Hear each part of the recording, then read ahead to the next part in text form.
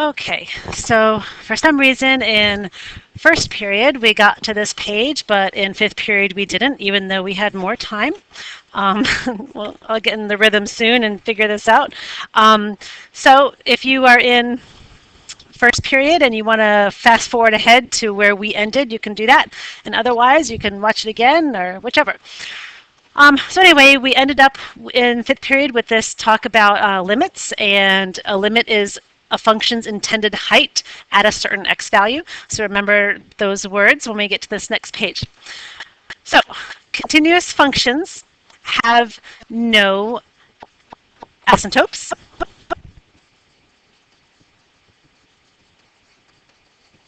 Holes or jumps in their graph.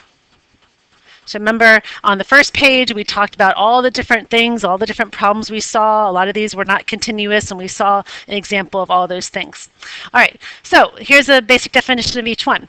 An infinite discontinuity. So an asymptote discontinuity is called an infinite discontinuity. So an infinite is like saying you have an asymptote.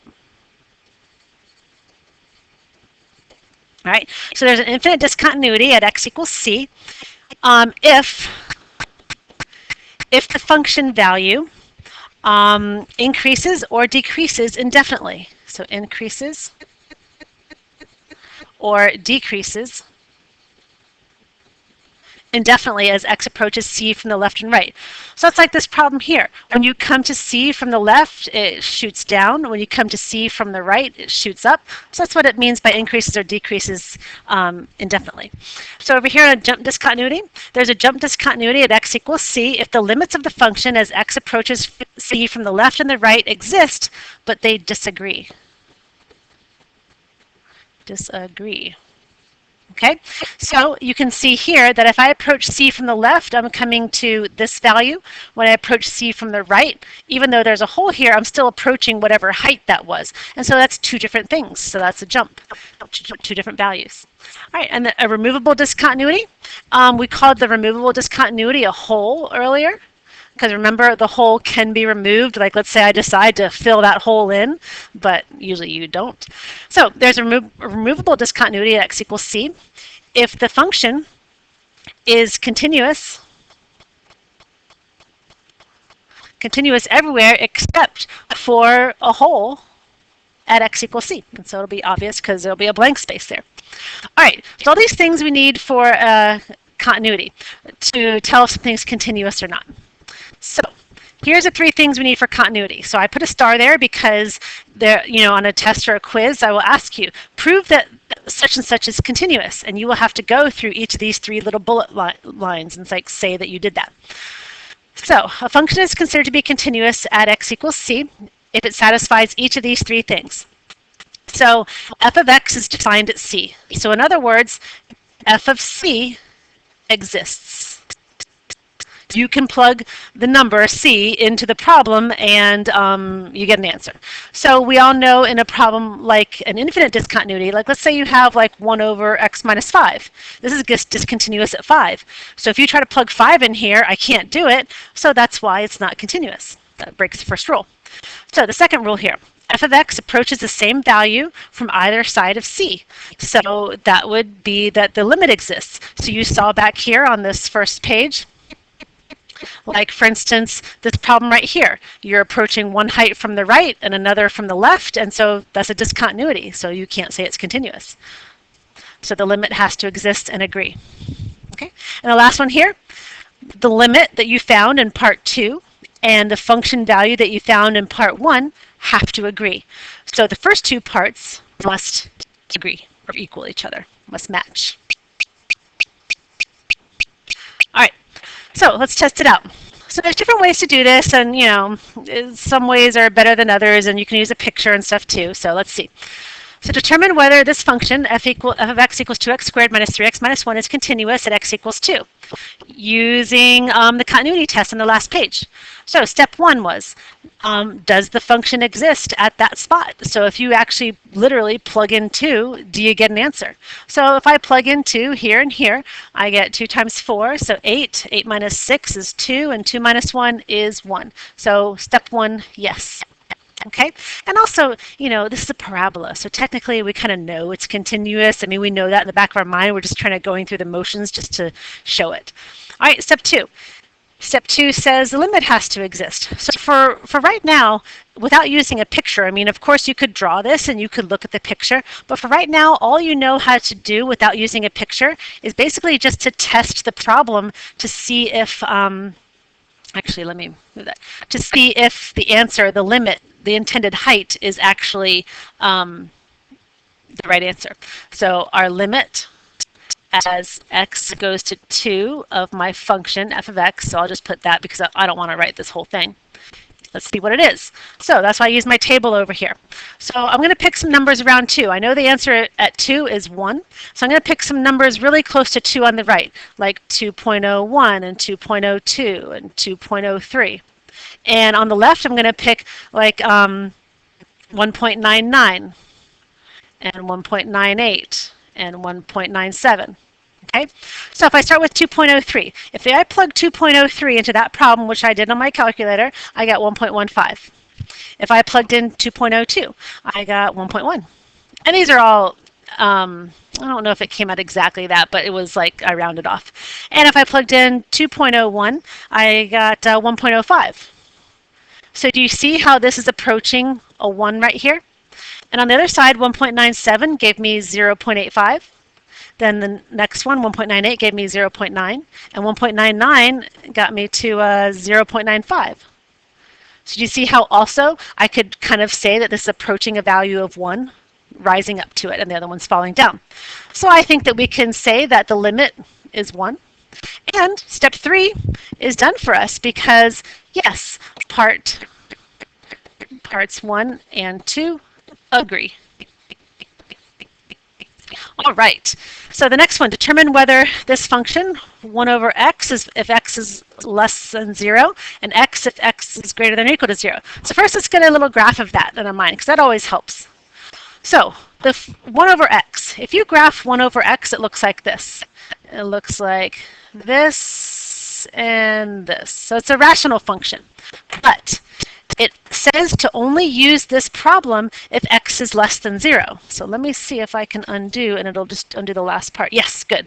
I'm only supposed to use this if x is less than 0, so only on the left side of the y-axis. All right. After that, I'm supposed to use this problem. I'm supposed to use x. So I'm supposed to use y equals x when x is greater than or equal to 0. Well, y equals x is a graph like this. It goes all the way across the diagonal. And so I'm only supposed to use it from here on. So I'm going to draw it from here on. Okay. So this would be the graph of this piecewise function. So hopefully you can kind of tell that it's discontinuous, like it has problems, issues, and so it's not going to be continuous, but let's see why. All right, so let's go through our steps. So step 1, f of 0, so plug in 0. Okay, well, when I plug in 0, the problem says, hey, if you want to plug in 0, use that problem. So if I plug in 0, I plug it in right here, and I plug in 0, I get 0. So that seems to work. It has an answer. Step 2, the limit. As x goes to 0 from of the function has to exist, and it should also equal 0, but let's see what happens. So as you come into this graph, now we're going to do it with some numbers, but you can kind of feel it on the picture. As you come to 0 from the left, do you see how your function starts to shoot down? And as you come to 0 from the right, your function just goes to 0 right here. So obviously they don't agree, because one goes down to negative infinity, the other one goes to 0. That's a disagreement. And actually, since they disagree, this does not exist. So we can use a picture, or we can start using some numbers. So I can make a little table like I did earlier. And I can do numbers around 0. So I know when I plug in 0, I get 0. So let me try some numbers like 0.1. So 0.1, if I'm using anything above 0, I'm using that thing. So it gets me 0.1. If I do 0.2, I get 0.2. If I do 0.3, I get 0.3. But if I start doing numbers smaller than 0, like how about negative 0.1? Negative 0.1 means I'm supposed to plug it in there. So that's 1 over negative 0.1. And if you divide that out, you get negative 10. Then if I put in like negative 0.2, if I put that into my problem, I get negative 5. if you put in negative 0.3, you get negative 3.3. So you can see what's happening is, you can see from the picture also, is that as you come in towards 0, you get large or smaller and smaller negative numbers. And so it doesn't work. So step 3, this is a fail. It is discontinuous. But we have proved it with the rule. All right. So the next little bit, identifying a point of discontinuity. So a point of discontinuity, you see that on this function, this piecewise function right here, when one graph stops, the other one picks up. So everything before negative 3 or after negative 3 is one function. Everything before negative 3 is another. So on a graph, you don't have to draw this, but just watch. So let's say, negative 3. If this graph does this, let's say on the left side, it comes in and goes like that, and it stops there. If the other graph picks up and does something else where that one left off, then this can be continuous because the other one picks up where the other one left off. But if for some reason that other graph doesn't pick up where the other one left off and it like jumps or does something else, then there's a discontinuity. So basically what I have to do is I have to see what's happening at negative 3. Even though this function right here is not used for when x is negative 3, I still have to try it to see if it leaves off where the other one begins. So 3 times negative 3 minus 2, because that's just a line, that would be negative 9 minus 2, so negative 11. So that's negative 11. Well, this guy, if I put negative 3 into that, so I get 5. So one of the answers is negative 11, the other one's 5, so there's obviously a gap. So this is a jump discontinuity. Okay, because these are two lines and they do not meet up at the same place. All right, so let's look at letter B. So in letter B, hopefully you know this is a rational function, so you have some type of asymptotes most likely. So let's factor this up. I have x plus 3 and x plus 3 and x minus 3 to factor. All right, so my x plus 3's go away, effectively creating a hole. So there's a hole at x equals negative 3. So something's missing there. There's an empty spot. So it's a discontinuity. And this is what I have left over, 1 over x minus 3. So I'm trying to determine what type of discontinuity it is. So this thing is definitely discontinuous at these two numbers. All right, we already see there's a hole at negative 3. And at positive 3, well, hopefully you remember that this is a vertical asymptote at x equals 3. So there's an infinite discontinuity. Okay, so there's an infinite discontinuity at 3, and there's a hole at negative 3. All right, I'm approaching the end of my time here. So I'm just going to get through, yes, this last page. Just bear with me. So there's something called the intermediate value theorem. So this is also a rule or something you have to know how to work with. And it says this: if f of x is a continuous function, and a is less than b, so just get through this with me and I'll show you on the picture. If a is less than b, and there is a value of n such that n is between f of a and f of b. So let me draw this on the picture for you, because then you'll understand what I'm talking about. So we're going to put a right here, and we're going to put b right here. So when you go, f of a comes up, goes over here, so this will be f of a. And then b comes up, gives you an answer. So here is f of b. So that's the first part. A is less than b because obviously on the x-axis, a is before b. All right, and there is a value n such that n is between f of a and f of b. So n must be in here somewhere because it's between f of a and f of b. So that means that n came from here. Then there exists a number such that c is between a and b. So here's c. Okay? And f of c equals n. So n is right here. This is also f of c, two different names. All right, so that's all that whole big paragraph is saying.